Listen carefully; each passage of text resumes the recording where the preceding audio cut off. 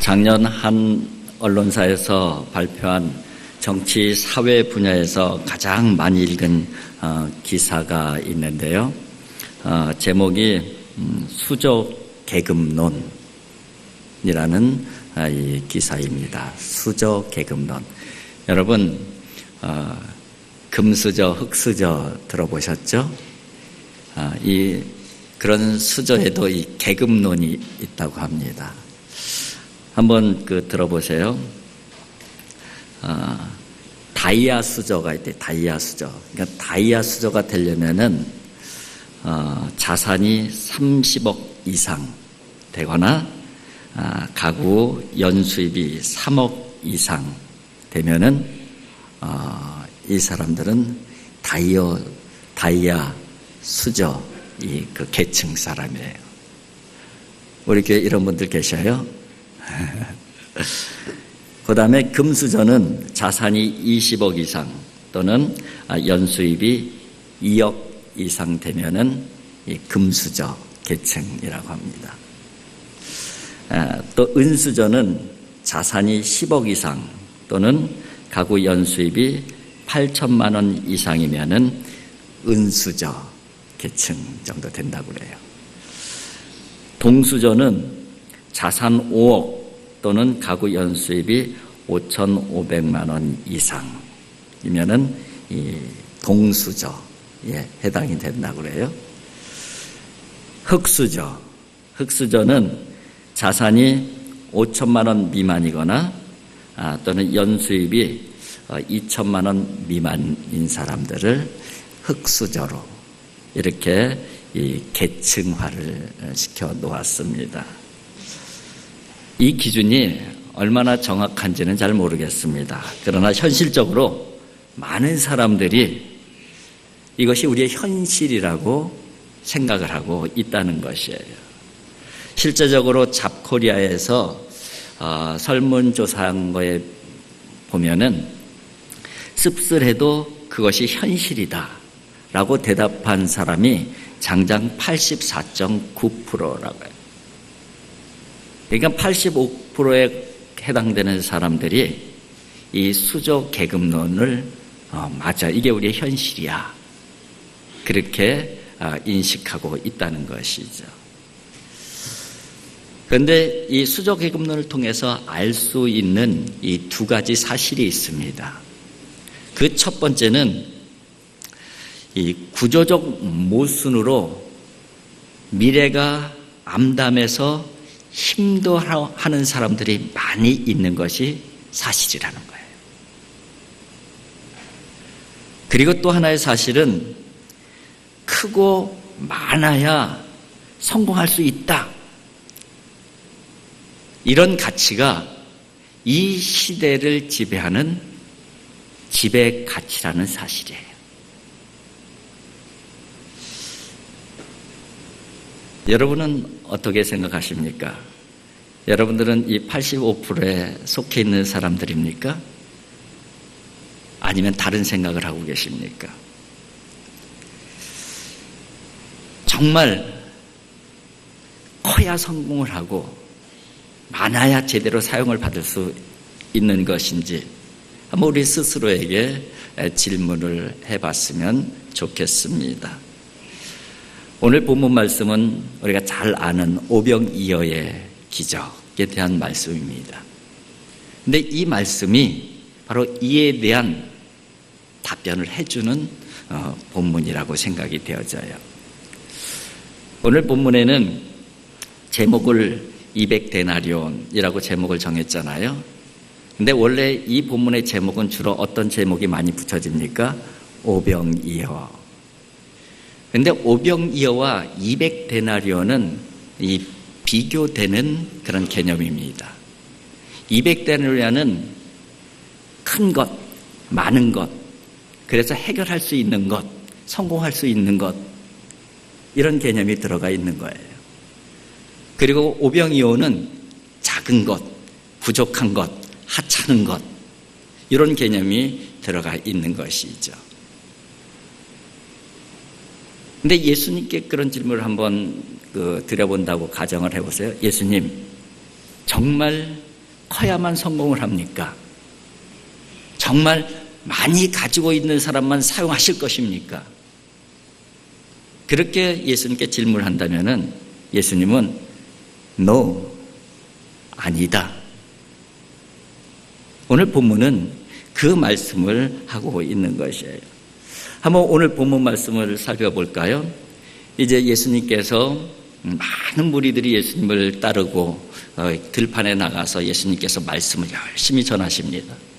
예수님께서 얼마나 말씀을 잘 전하셨든지 이 배고픈지도 모르고 날이 저물도록 사람들이 말씀에 집중하고 있었어요.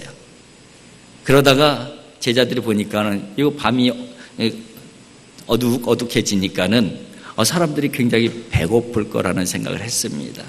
그래서 제자들이 예수님께 무리들을 그 마을로 보내서 무엇인가 좀 먹을 수 있게 해야 되지 않겠습니까? 그렇게 제자들이 예수님께 요청을 합니다. 예수님께서 말씀하시기를 뭐라고 말씀하셔요? 너희가 먹을 것을 주라. 그렇게 말씀하셔요.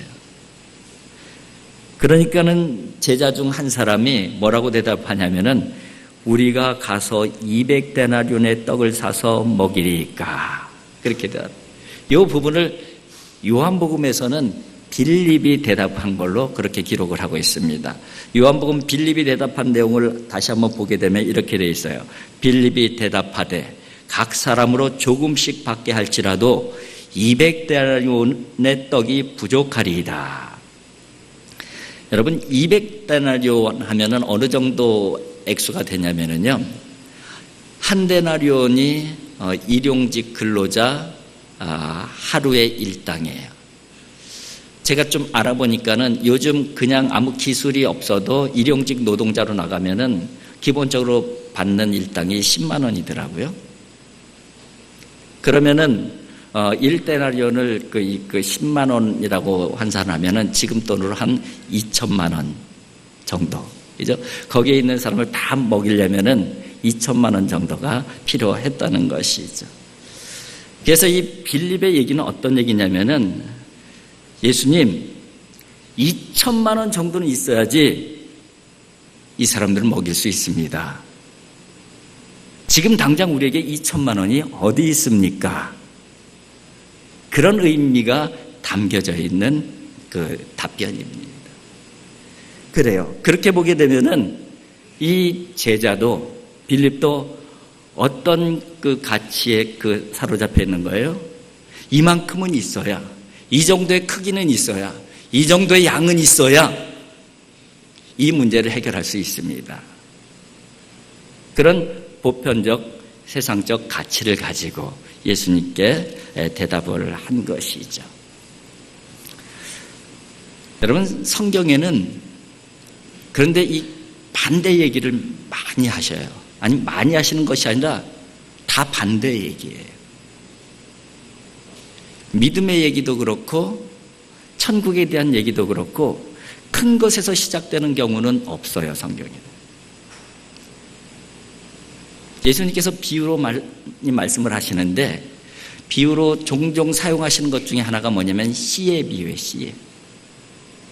여러분 천국에 대한 비유를 말씀하실 때에 겨자씨의 비유를 하십니다. 또 한 알의 밀이 땅에 떨어져 죽지 아니하면 믿음에 대한 부분을 얘기할 때도 한 알의 밀. 그리고 옥토에 뿌려진 씨는 어떻게 돼요?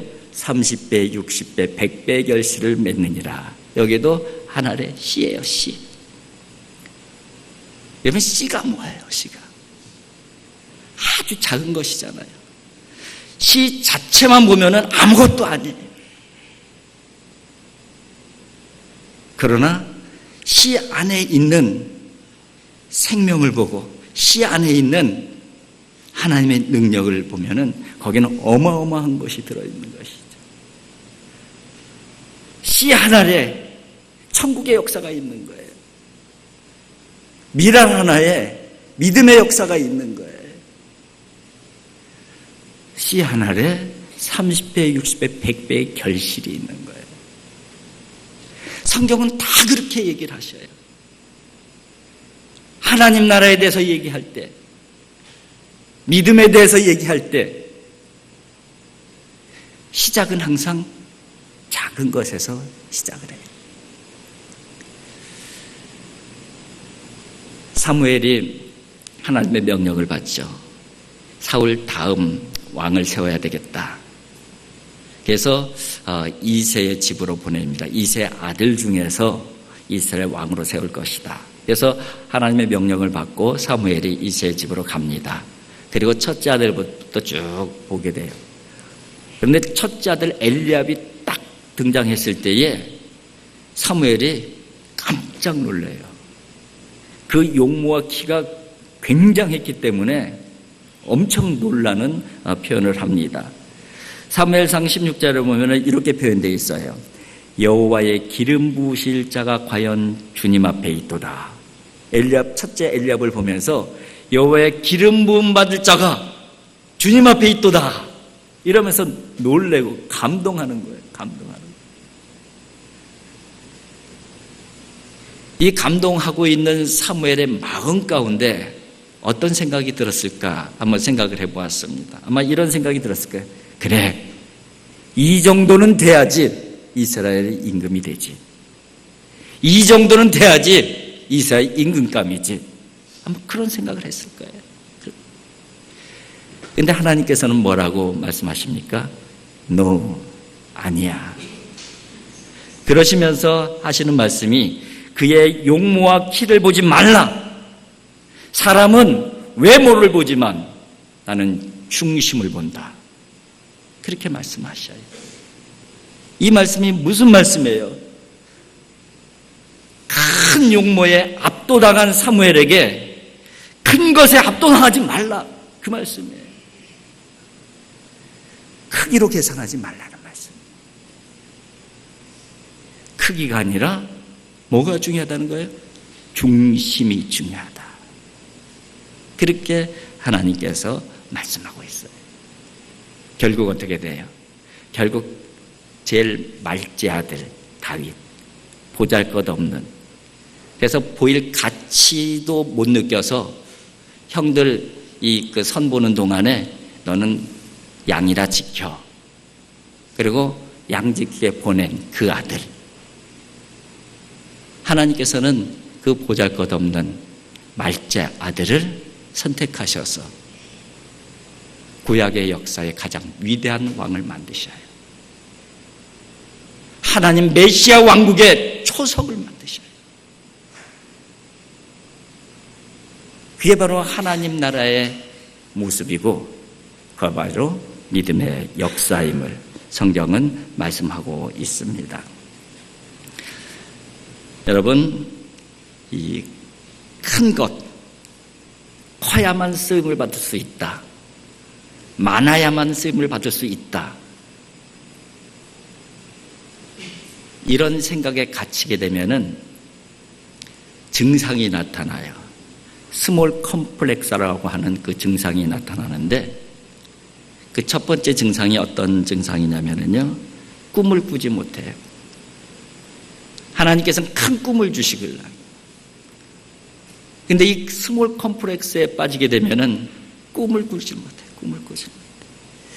그래서 아유, 내가 뭐 그렇지. 나 같은 게 뭐 그냥 대충 입에 풀칠하고 살면은 그것으로 그냥 됐지. 여러분, 하나님이 그 정도 대충 살려고 우리들을 이 세상에 보내신 게 아니시잖아요. 근데 그 스몰 컴플렉스에 빠져버리면 그렇게 살아가게 돼 있어. 그런 증상이 나오게 돼 있어. 두 번째는 상대적으로 큰 것에 대해서 비난하고 불평을 하게 됩니다.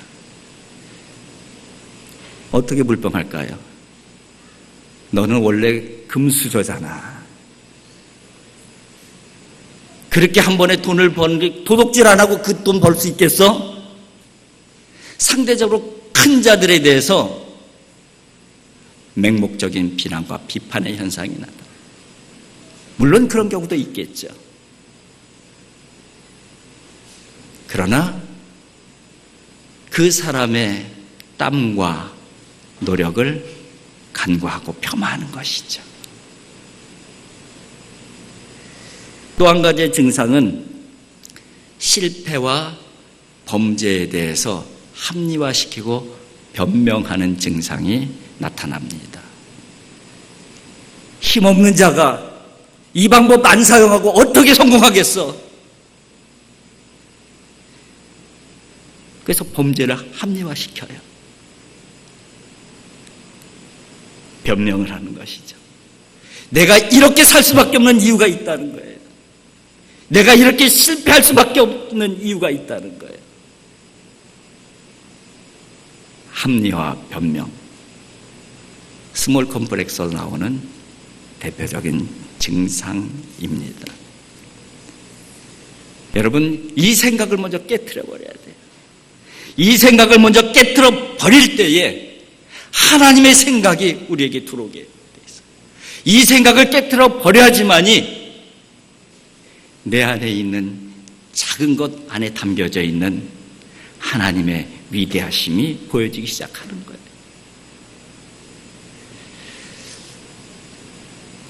오늘 본문 38절에 보면은 예수님께서 제자들에게 이렇게 말씀하십니다.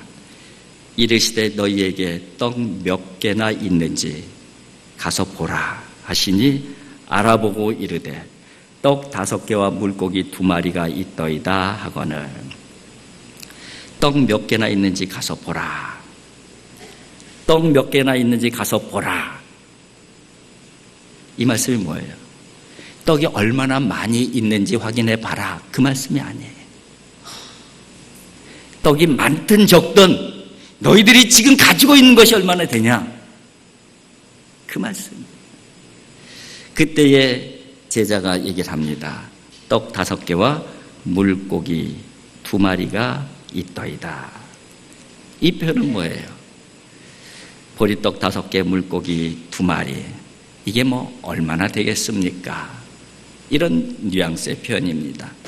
우리가 가지고 있는 것이 아주 작은 것에 불과합니다. 이것으로는 아무것도 할 수 없습니다. 이렇게 답변을 하고 있는 것이에요. 우리의 가치로 보면은 그 답이 맞는 답이에요. 작은 것으로 어떻게 큰 일을 할 수가 있겠어요? 작은 것은 작은 일 하는 것이고 큰 것은 큰 일 하는 거겠죠. 그러나 하나님의 눈으로 보면은 크건 작든 무엇이든 어떤 것이든 다 하나님의 도구가 되어줄 수 있다는 거예요. 여러분, 보잘것없는 보리떡 5개가 하나님의 도구가 되잖아요.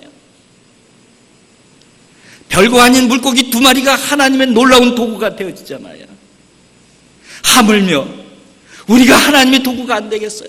우리가 부족하면은 얼마나 부족하다고 하나님께서 하나님의 도구로 사용하지 않겠어요? 아니요. 오히려 부족하면 부족한 그 이상 하나님께서 더 크게 쓰실 수도 있어요. 보리떡 5개를 사용하시듯이 물고기 2마리를 사용하시듯이